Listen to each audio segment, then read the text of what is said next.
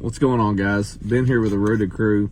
Today I'm here to follow the lead of Seth. He's shared his testimony, and as a group I feel like we have that drive to spread the gospel, and what better way to do that than to tell you our story and where we're coming from and the direction we're going. So in my life, I grew up with my parents in church, learning all the stories, learning all the songs. Our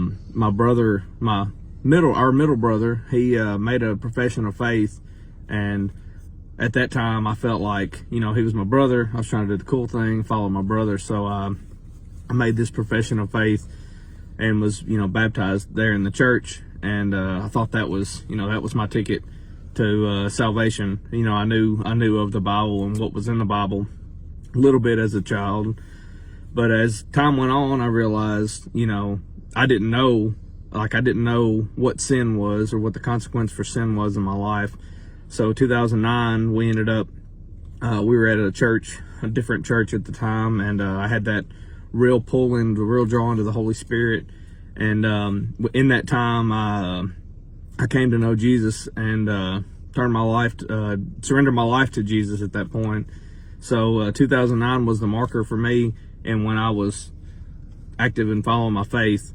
And I will say at that time, I followed the path, but as many people do, I kind of slid backwards and forwards and where I was going with my faith, and kind of slid off the path a little bit. And then just like a prodigal son, I came back. But it took an act of, my wife was involved in a car accident, and she broke both of her arms, and one that wasn't unable to take care of herself. So I had to kind of fill the void and do a lot of things to help serve her. And in that time, I needed something to help me through where I was at and what I was going through.